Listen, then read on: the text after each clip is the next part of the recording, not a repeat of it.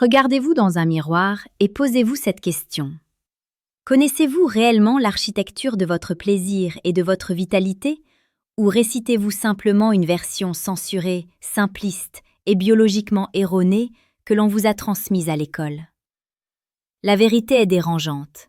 Nous vivons dans une société hypersexualisée, saturée d'images et de discours sur la performance, et pourtant, nous sommes collectivement analphabètes sur le fonctionnement réel de nos organes génitaux.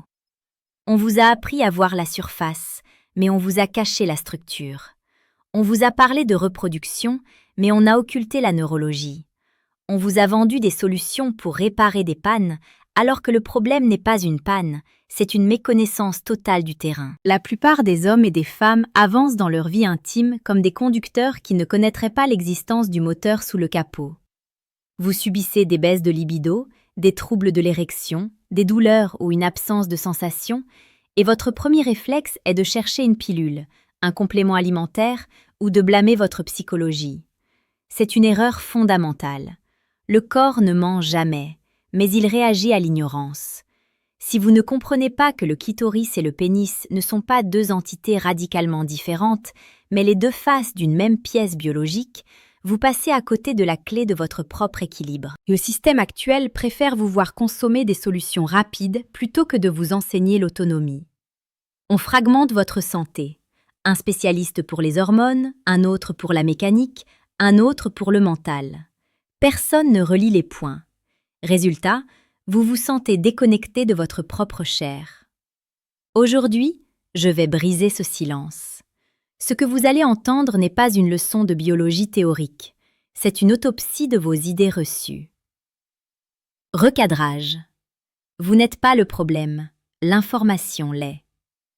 Si vous ressentez une frustration, une gêne ou simplement un flou artistique dès qu'on aborde la réalité de votre anatomie, sachez que ce n'est pas de votre faute. Vous êtes le produit d'un système éducatif et médical qui a longtemps considéré le plaisir comme une variable facultative, ou pire, comme un sujet tabou. On a réduit l'organe féminin à une simple fente et l'organe masculin à un simple levier. C'est une insulte à l'ingénierie complexe de la nature. L'information que vous avez reçue est partielle, souvent datée et parfois totalement fausse. On vous a montré des schémas en 2 dimensions dans des manuels poussiéreux qui ne rendent absolument pas compte de la tridimensionnalité et de la dynamique vasculaire de ces organes. On a séparé l'homme de la femme par des fossés anatomiques imaginaires, alors que dans l'utérus, nous commençons tous avec les mêmes tissus de base. Cette séparation artificielle crée de l'incompréhension, de la performance mal placée et, au final, de la souffrance.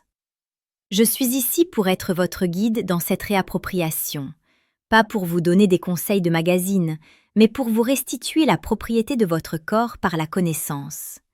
Quand on comprend comment les câbles sont branchés, on arrête de s'étonner que la lumière ne s'allume pas. On agit sur le circuit. Positionnement, la vision du docteur Rita Leville. En tant que médecin, ma vision est simple. Le corps est une unité intégrée. On ne peut pas traiter un organe sans comprendre son terrain. Pour moi, le clitoris et le pénis ne sont pas des appendices isolés. Ce sont des baromètres de votre santé vasculaire, neurologique et hormonale.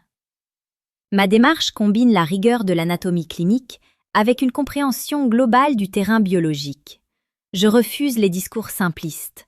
Je ne vous dirai pas qu'il suffit de lâcher prise ou de prendre telle racine exotique pour que tout rentre dans l'ordre. La biologie se moque de vos intentions. Elle répond à des lois physiques et chimiques. Si vos artères sont inflammées, si votre système nerveux est en mode survie permanent, ou si votre glycémie est en montagne russe, vos organes génitaux en paieront le prix, car ils sont les extrémités de votre système circulatoire. Comprendre le corps dans sa logique réelle, c'est accepter que tout est lié. C'est refuser les solutions de surface pour s'attaquer aux causes profondes. C'est ce que nous allons faire maintenant, étape par étape, sans détour et sans fausse pudeur. Étape 1. L'homologie ou la fin du mythe de la différence radicale. La première grande erreur de compréhension réside dans la croyance que le clitoris et le pénis sont des organes totalement distincts. C'est biologiquement faux. Au début de la vie embryonnaire, nous possédons tous les mêmes ébauches génitales. Sous l'influence des hormones, ces tissus se différencient, mais ils conservent la même structure fondamentale. Le gland du pénis est l'équivalent direct du gland du clitoris. Les corps caverneux qui permettent l'érection chez l'homme sont présents de la même manière chez la femme, entourant le conduit vaginal.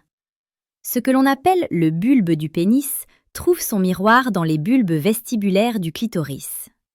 Pourquoi est-ce crucial de comprendre cela? Parce que cela signifie que les mécanismes de la santé sexuelle sont quasiment identiques pour les deux sexes. L'érection n'est pas un privilège masculin, c'est un phénomène vasculaire universel. Chez la femme, le clitoris entre en érection, se gorge de sang et change de volume. Si vous comprenez que le mécanisme est le même, vous comprenez que ce qui nuit au cœur et aux artères de l'un nuit irrémédiablement à la réactivité de l'autre. Le tabac, le sédentarisme, le diabète ou l'hypertension n'attaquent pas seulement le cœur, ils s'attaquent à la capacité de vos tissus génitaux à se gorger de sang. Penser la santé sexuelle sans penser la santé cardiovasculaire est une aberration médicale. Étape 2. La face cachée de l'iceberg clitoridien. Pendant des décennies, la médecine a représenté le clitoris comme un petit bouton de quelques millimètres. C'est l'une des erreurs historiques les plus graves en anatomie humaine. Ce que vous voyez à l'extérieur n'est que la partie émergée d'un organe massif en forme de boomerang qui mesure en réalité entre 9 et 12 cm de long. Le clitoris possède 2 racines qui s'étendent profondément dans le bassin, enserrant le vagin. Lorsque vous comprenez cela, la distinction entre orgasme vaginal et orgasme clitoridien s'effondre. C'est une construction mentale. Physiologiquement, c'est le même organe qui est stimulé, que ce soit par l'extérieur ou par les parois internes. Cette méconnaissance a des conséquences réelles, des chirurgies qui endommagent des nerfs cruciaux parce que le chirurgien ne voyait pas l'organe, ou des femmes qui pensent être dysfonctionnelles parce qu'elles ne ressentent rien lors d'une stimulation purement vaginale. En réalité, elles n'ont tout simplement pas conscience de la géographie de leur propre corps. Savoir que cet organe est interne et complexe change radicalement la perception de soi et la manière d'aborder sa propre santé. Étape 3. Le pénis n'est pas qu'un muscle, c'est une éponge sous pression. L'idée reçue la plus tenace chez les hommes est que le pénis est une sorte de muscle que l'on doit pouvoir commander par la volonté. Or, le pénis ne contient quasiment aucun tissu musculaire strié, le muscle que vous pouvez contracter volontairement. C'est un système hydraulique passif-agressif. Il est composé de tissus spongieux qui doivent se remplir de sang et surtout, empêcher ce sang de ressortir. L'érection est le résultat d'une relaxation des muscles lisses des artères, permettant au sang d'affluer, suivi d'une compression des veines qui empêche le reflux. C'est un équilibre de pression extrêmement fragile. Le moindre stress, le moindre pic de cortisol, l'hormone du stress, et les artères se resserrent instantanément. Le corps humain est programmé pour la survie, pas pour le plaisir. Si votre cerveau perçoit une menace, qu'il s'agisse d'un prédateur ou d'une anxiété de performance, il coupe le flux vers les organes génitaux pour le rediriger vers les muscles des jambes et le cœur. Vous ne pouvez pas forcer une érection car vous ne pouvez pas forcer vos artères à se détendre si votre système nerveux est en alerte. Comprendre cela, c'est arrêter de voir l'échec mécanique comme une défaillance de la virilité et commencer à le voir comme un signal d'alarme d'un système nerveux saturé. Étape 4. La neurologie, le chef d'orchestre oublié. Nous parlons souvent de mécanique et de plomberie, mais nous oublions les câbles. Le pénis et le clitoris sont les zones les plus denses en terminaisons nerveuses du corps humain. Le clitoris en compte plus de 8000, le pénis environ 4000. Mais ces nerfs ne servent pas qu'à transmettre le plaisir. Ils sont le lien direct entre votre cerveau et votre environnement. Le nerf pudendal, qui innerve toute la zone périnéale, est une véritable autoroute de l'information. S'il est compressé par une position assise prolongée, par des vêtements trop serrés ou par une musculature pelvienne trop tendue, la communication est brouillée. Beaucoup de personnes souffrent de désert sensoriel, simplement parce que leur bassin est verrouillé. L'inflammation chronique, souvent causée par une alimentation ultra-transformée, s'attaque aux gaines de myéline qui protègent ces nerfs. Lorsque la conduction nerveuse ralentit, la sensation diminue. Vous avez alors besoin de stimulation de plus en plus forte pour ressentir la même chose, ce qui mène à une désensibilisation. Ce n'est pas un problème d'âge, c'est un problème d'intégrité nerveuse. Le moment de vérité. La surcharge et l'adaptation du corps. Voici la vérité brute.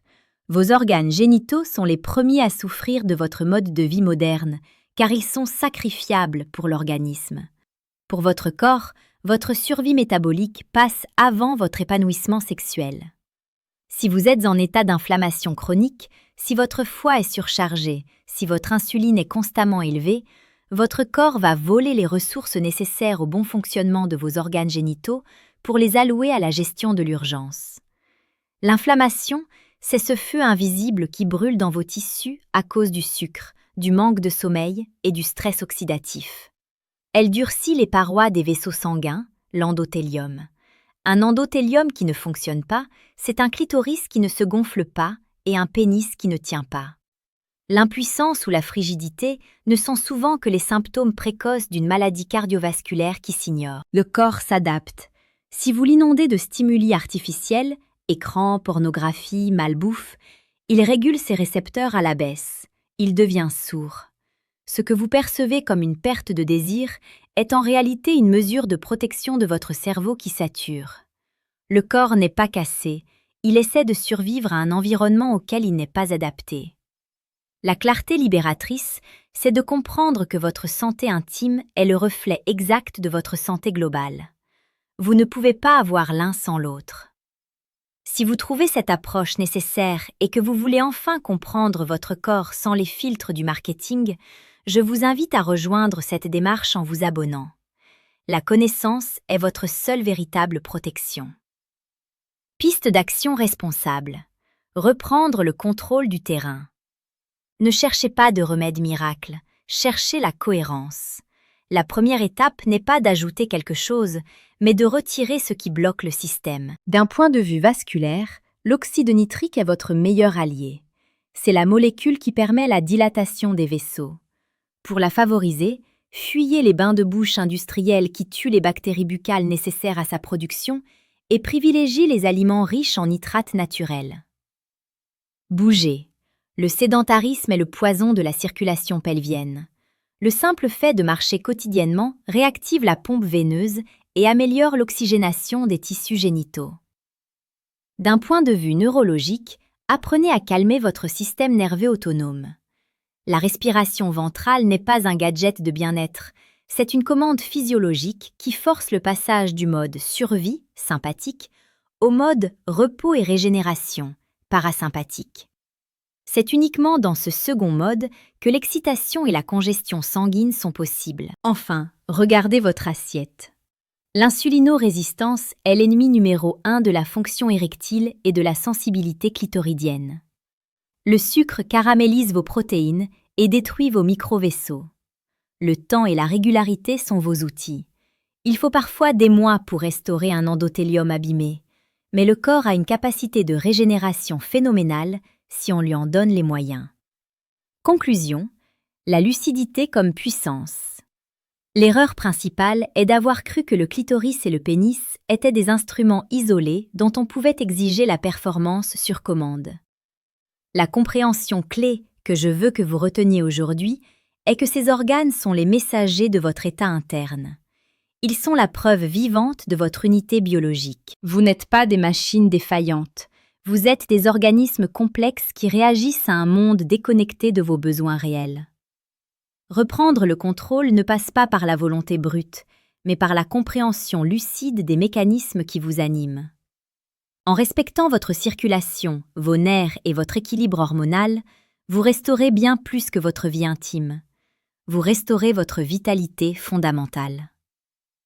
Le corps envoie des signaux. Apprenez à les lire avant qu'ils ne deviennent des cris. Votre anatomie n'est pas une fatalité, c'est un territoire à reconquérir. Souhaitez-vous que j'approfondisse l'impact spécifique de la nutrition sur la microcirculation pelvienne ?